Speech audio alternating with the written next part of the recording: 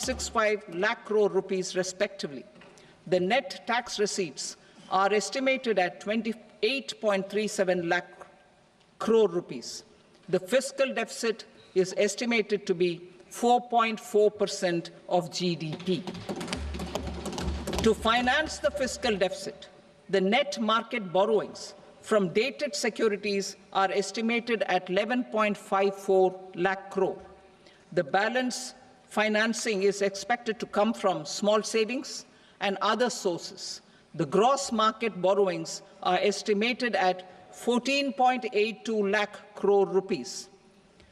I will now move to Part B. Indirect taxes.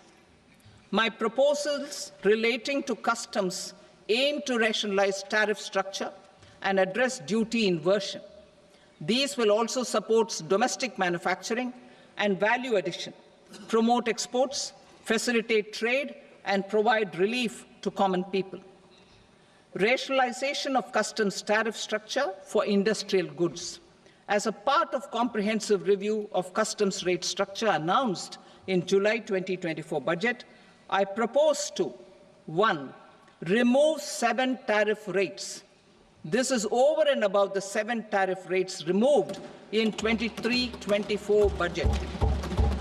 After this, there will be only 8 remaining tariff rates, including 0 rate. 2.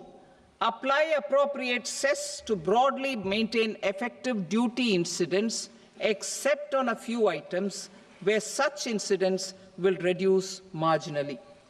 3. Levy not more than 1 cess or surcharge. Therefore, I propose to exempt social welfare surcharge on 82 tariff lines that are subject to a cess. I shall now take up sector-specific proposals. To provide relief to patients, particularly those suffering from cancer, rare diseases, and other severe chronic diseases, I propose to add 36 life-saving drugs and medicines to the list of medicines fully exempted from basic custom duty.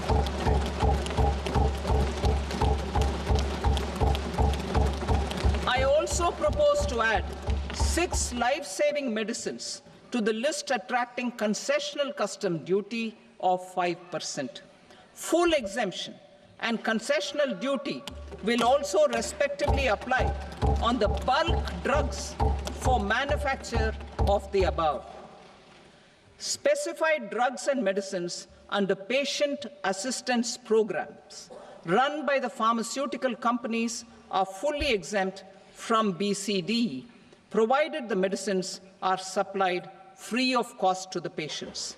I propose to add 37 more medicines along with 13 new patient assistance programs. Support to domestic manufacturing and value addition. Critical minerals. In the July 2024 budget, I had fully exempted BCD on 25 critical minerals that are not domestically available. I had also reduced BCD of 2 other such minerals to provide a major fillip to their processing, especially by MSMEs. Now, I propose to fully exempt cobalt powder and waste, the scrap of lithium-ion battery, lead, zinc, and 12 more critical minerals. This will help secure the availability for manufacturing in India and promote more jobs for our youth. To promote domestic production of technical textile products such as agro-textiles, medical textiles, and geotextiles at competitive prices, I propose to add 2 more types of shuttle-less looms to the list of fully exempted textile machinery. I also propose to revise the BCD rate on knitted fabrics covered by 9 tariff lines from 10 or 20 to 20% or 115 rupees per kg, whichever is higher. Electronic goods. In line with our Make in India policy and to rectify inverted duty structure, I propose to increase the BCD on interactive flat panel display from 10% to 20% and reduce the BCD to 5% on open cell and other components. In 23-24 budget, for the manufacture of open cells of LCD, LED TVs, I had reduced the BCD on parts of open cells from 5% to 2.5%. To further boost the manufacture of such open cells, the BCD on these parts will now stand exempted. Lithium-ion battery. To the list of exempted capital goods, I propose to add 35 additional capital goods for EV battery manufacturing and 28 additional capital goods for mobile phone battery manufacturing. This will boost domestic manufacture of lithium-ion batteries, both for mobile phones and for electric vehicles. Shipping sector. Considering that shipbuilding has a long gestation period, I propose to continue the exemption of BCD on raw materials, components, consumables, or parts for the manufacture of ships for another 10 years.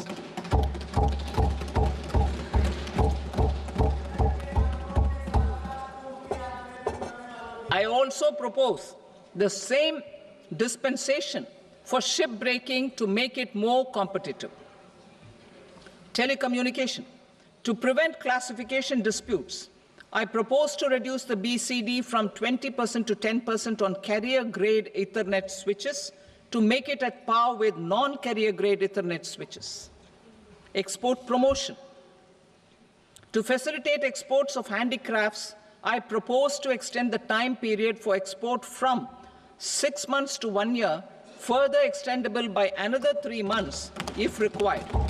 I also propose to add 9 items to the list of duty-free inputs. Leather sector. I propose to fully exempt BCD on wet blue leather to facilitate imports for domestic value addition and employment. I also propose to exempt crust leather from 20% export duty to facilitate exports by small tanners. Marine products. To enhance India's competitiveness in the global seafood market, I propose to reduce BCD from 30% to 5% on frozen fish paste, surimi, for manufacture and export of its analog products. I also propose to reduce BCD from 15% to 5% on fish hydrolysates for manufacture of fish and shrimp feed. In July 2024 budget, to promote development of domestic MROs for aircraft and ships, I had extended the time limit for export of foreign origin goods that were imported for repairs from 6 months to 1 year and further extendable by 1 year. I now propose to extend the same dispensation for railway goods. Time limit for provisional assessment. Presently, the Customs Act 1962 does not provide any time limit to finalize provisional assessments, leading to uncertainty and cost to trade. As a measure of promoting ease of doing business, I propose to fix a time limit of 2 years, extendable by a year, for finalizing the provisional assessment. I propose to introduce a new provision that will enable importers or exporters, after clearance of goods, to voluntarily declare material facts and pay duty with interest but without penalty. This will incentivize voluntary compliance. However, this will not apply in cases where department has already initiated audit or investigation proceedings. For industry to better plan their imports, I propose to extend the time limit for the end use of imported inputs in the relevant rules from 6 months to 1 year. This will provide operational flexibility in view of cost and uncertainty of supply. Further, such importers will now have to file only quarterly statements instead of a monthly statement.